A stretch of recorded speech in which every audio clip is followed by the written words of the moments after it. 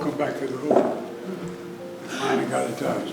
We did, thank you. Come on in. Thank you so very much for everything that you've done. Ready to go. Ready to go?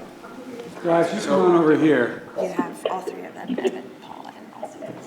Hey, everybody, can you hear me? It's Joe Biden. Yes, how are you? Hi, Mr. President.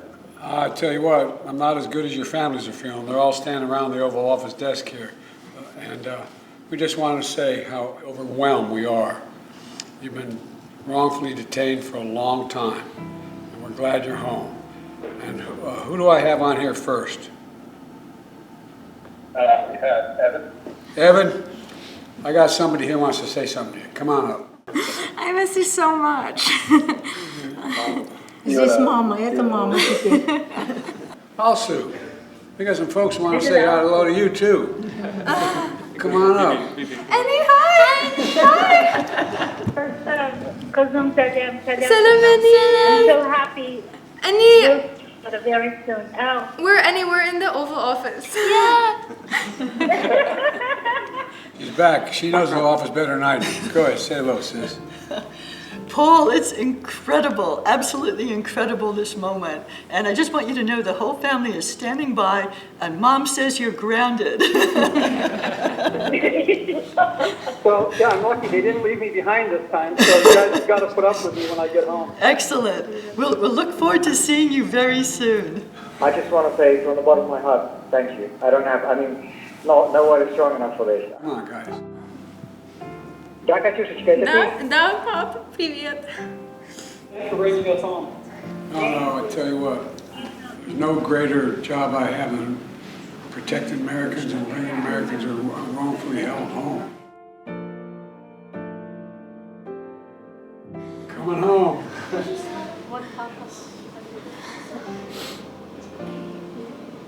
Coming home. Deals are not made overnight. They certainly are not easy decisions in terms of what swaps they have to make and what negotiations go into play.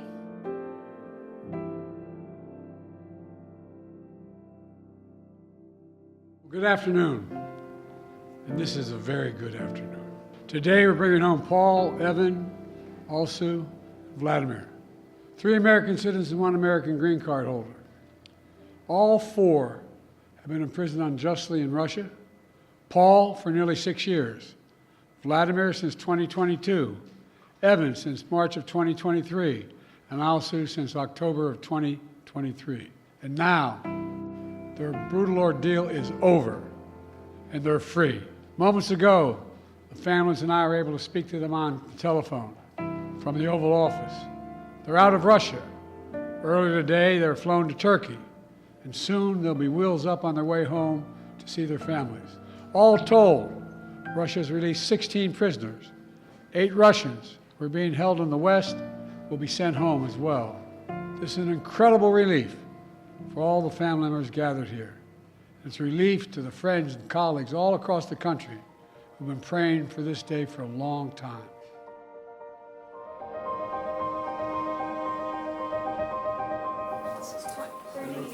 Seven minutes.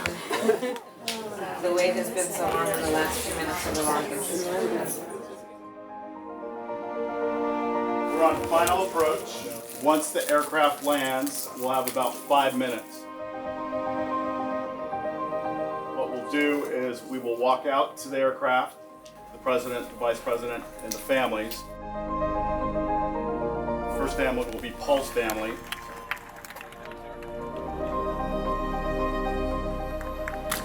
Followed by Evan's family.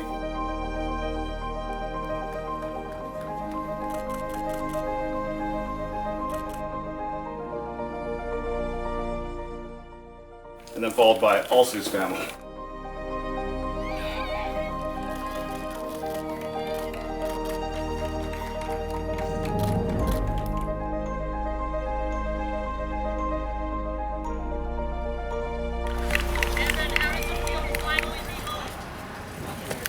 Enjoy the ride.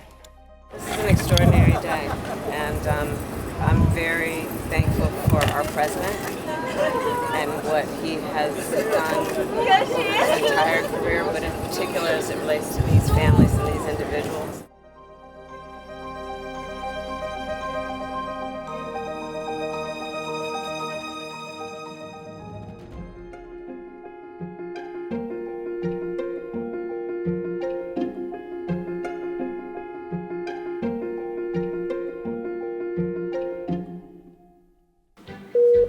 is Katie Ledecky. Katie, it's Joe Biden. God love you. How you doing? Yes, Mr. President. Hello, how are you? I'm better because of you. God, I'm so damn proud of you. I can take no credit except being smart enough to give you the Medal of Freedom. You are incredible, child. You are incredible. Well, you told me to bring home some medals, so I knew I had to when you told me that. Well, I tell you what, becoming the most decorated woman in U.S. Olympic history is pretty damn impressive. You make us so damn proud, Katie. I really mean it. How you feeling? Thank you. Thank you so much. No, thank you so much for your support. And I know Dr. Biden was out here last week cheering us on, and that meant a lot to us. So please thank her for me. They wouldn't let me come. They say They wouldn't let. No, they'd have to wand everybody if I came. You're too busy. You're too busy. You're working hard. I wasn't too busy. They just said it would cause too much commotion if I showed up. Oh, well, we knew you were cheering us on. Tell your teammates I said hi, and I look forward to seeing you, kiddo. Congratulations. Yes. I'll see you when you get back. Thanks for calling, too. All right. Bye-bye. So nice.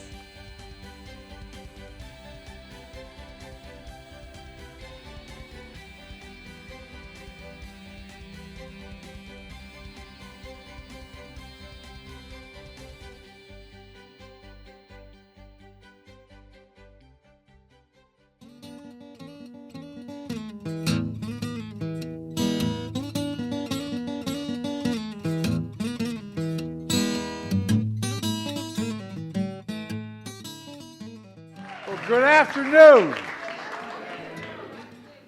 and welcome to the 2023 World Champions. Right here. As you know, over 50 years since this franchise left Washington. You're back in the nation's capital as world champions, and you deserve it.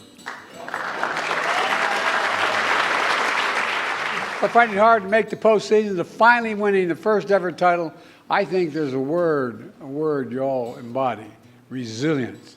You never gave up. You never gave up. And like your favorite band, Creed, you took each other higher and higher. You really did. You steal my jersey?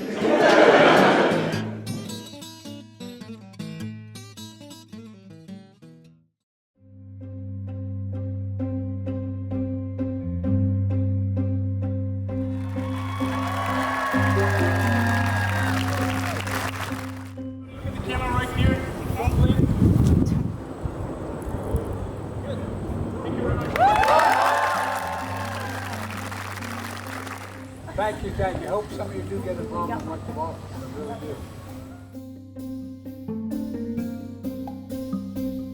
I just want to thank you for being the architects of the Moonshot program.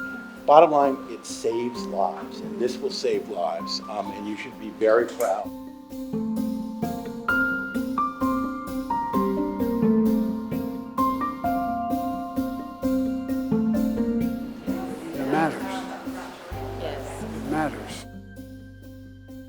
When Joe and I lost our son to brain cancer, we decided to turn our pain into purpose. And as president, Joe has brought his own relentless optimism to the Biden Cancer Moonshot. The funding we announced today will help us get these tools into the operating room to visualize tumors right away instead of having to wait for days and weeks and maybe reopen the patient to go back in.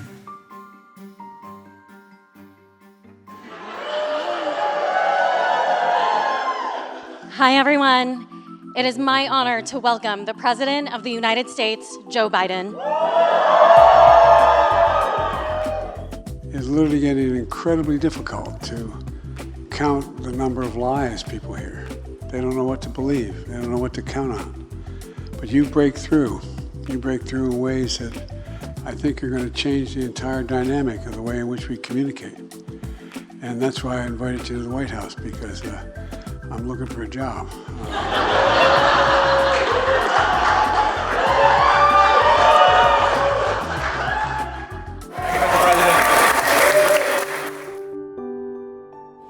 Mr. President. Sit down. Hi. you doing? It is my great honor to introduce the team who leads the fight to put patients above profits. The President of the United States, Joe Biden, and Vice President Kamala Harris. As a United States Senator, I fought to pass laws that would make health care more affordable and accessible for all Americans. And as Vice President, together with Joe Biden, our President,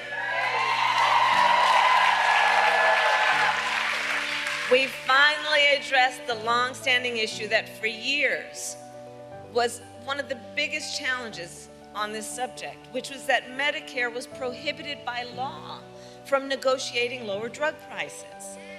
And those costs then got passed on to our seniors, but not anymore.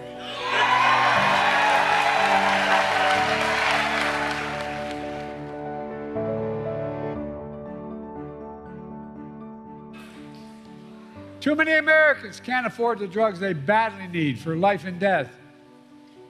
So they skip doses, cut pills in half, forego prescriptions entirely because the prescription drugs are totally unaffordable. The nurse you just met, she's going to pay, guess what?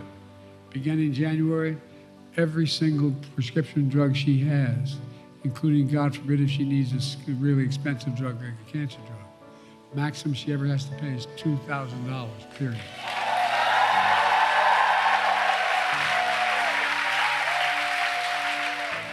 You know, the VA pays, as they should, 50% less than Medicare because VA can negotiate the prices.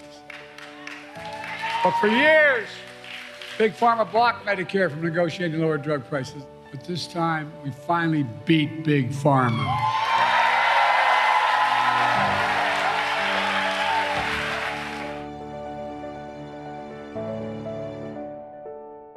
I wonder better seeing you, man. Thank you so much. Hello, Welcome home on the way out. Yes, thank you very much, Mr. President. Thank you. You brought him home. You brought him home. Thank you very much.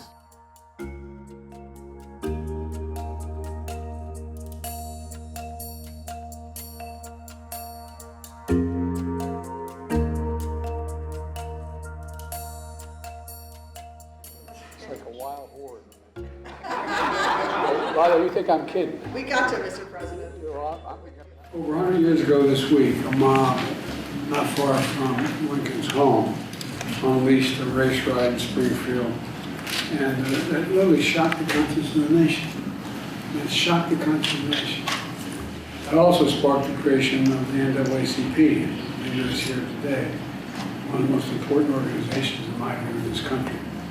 By signing this designation for Springfield 1908 Race Ride National Monument, remind ourselves we have no safe harbor unless we continue to remind people what happened.